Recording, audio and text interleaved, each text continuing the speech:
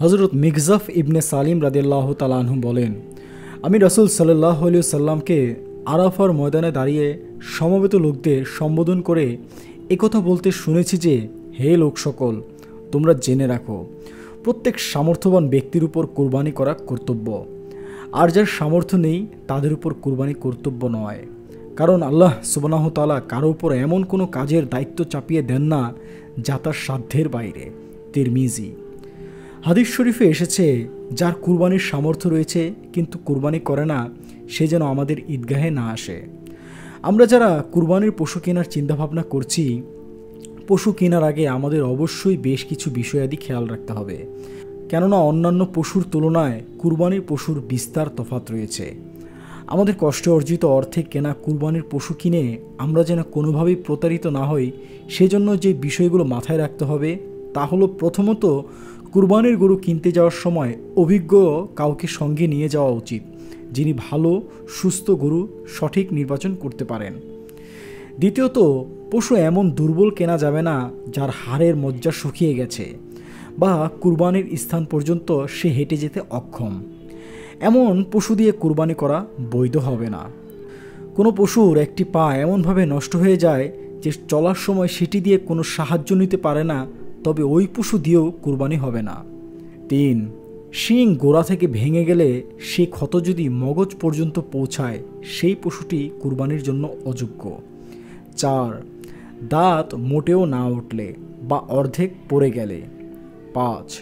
দৃষ্টিশক্তি 3 ভাগের 1 ভাগ কমে গেলে বা নষ্ট হয়ে গেলে। 6. লেজের অন্তত 3 ভাগের 1 ভাগ কাটা গেলে।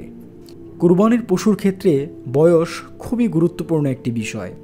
গরুর ক্ষেত্রে বয়স কমপক্ষে 2 বছর হওয়া দরকার। সাধারণত একটা গরুর দাঁত দেখে বোঝা যায়। সুস্থ পূর্ণবয়স্ক গরুর দাঁত দেখে 5 বছর পর্যন্ত বয়স শনাক্ত করা যায় নিখুঁতভাবে। 2 বছর বয়সী একটি সুস্থ গরুর 2টি স্থায়ী কর্তন দাঁত থাকে। 3 বছর বয়সে 4টি, 4 বছর বয়সে 6টি, 5 বছর বয়সে পুরো মুখে সর্বমোট 8টি স্থায়ী কর্তন দাঁত থাকে। দাঁতগুলো অক্ষত এবং দেখতে সুন্দর হয়। ছাগলের ক্ষেত্রে বয়স কমপক্ষে 1 বছর হওয়া উচিত। উটের ক্ষেত্রে কমপক্ষে 5 বছর, ভেড়ার ক্ষেত্রে কমপক্ষে 1 বছর বয়স হতে হবে। তবে 6 মাস বয়সী ভেড়া যদি বড়সড় হয়, অর্থাৎ যদি দেখতে 1 বছর বয়সের মতো দেখায়, তাহলে সেই ভেড়াটি কুরবানি করা যেতে পারে। দিনের আলো থাকতেই পশু কেনা ভালো, কেননা রাতের বেলায় পশু রোগাক্রান্ত নাকি সুস্থ তা ভালোভাবে বোঝা যায় না, এবং বেশিরভাগ ক্ষেত্রেই অসুস্থ গরু কেনার সম্ভাবনা রয়েই যায়। পশুর মুখের সামনে কিছু খাবার তুলে ধরুন। সুস্থ পশু হলে সে নিজ থেকে জিভ দিয়ে খাবার টেনে নিবে এবং খেতে থাকবে। অসুস্থ পশু সচরাচর খাবার খেতে চায় না। পশুর নাকের দিকে লক্ষ্য করুন। সুস্থ পশুর নাকের উপরটা ভেজা ভেজা থাকে। গর্ভবতী গরু কুরবানি দেওয়া হারাম, তাই সবার আগে সেটা নিশ্চিত হয়ে নিন। সুস্থ পশুর পিঠের কুঁজ মোটা ও টান টান হয়। পশু কেনার ক্ষেত্রে দেশি পশুগুলো কেনা ভালো। বাহিরের গরুগুলো ভ্রমণের কারণে বেশ ক্লান্ত থাকে, অনেক সময় ছোটোখাটো আঘাতপ্রাপ্তও হয়। আর এই ধরনের ঝিমতে থাকা গরু সুস্থ নাকি অসুস্থ সেটা বোঝা বেশ কঠিন। সাধারণত বড় সাইজের গরুগুলোকে ইনজেকশন বা হরমোন ট্যাবলেট খাওয়ানো হয় বেশি। তাই কুরবানি করার জন্য বড় গরু না কিনে মাঝারো আকারের গরু কেনাই নিরাপদ। মোটা গরু মানেই সুস্থ ভালো গরু নয়। মোটা গরুতে চর্বি অনেক বেশি থাকে, যা খেলে মানুষের স্বাস্থ্যের ঝুঁকি অনেক বেড়ে যায়।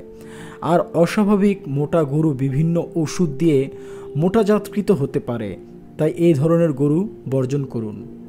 শরীরে অতিরিক্ত পানি জমার কারণে হরমোন দেওয়া গরু বেশি মোটা দেখায়। এদের গায়ে আঙ্গুল দিয়ে চাপ দিলে সে স্থানে গর্ত হয়ে থাকে অথবা সঙ্গে সঙ্গে স্বাভাবিক অবস্থায় ফিরে আসে না। পশু কেনার আগে শরীরে কোথাও কোনো ক্ষত আছে কিনা তা ভালোভাবে পরীক্ষা করে নিন। শিং ভাঙা আছে কিনা, লেজ, মুখ, দাঁত, খুর এসব কিছুই পরীক্ষা করে দেখুন। কোনো খুঁত চোখে পড়ে কিনা। এসব বিষয় খেয়াল রেখে কুরবানির পশু কিনলে অনাকাঙ্ক্ষিত বিপদ থেকে বাঁচা সম্ভব।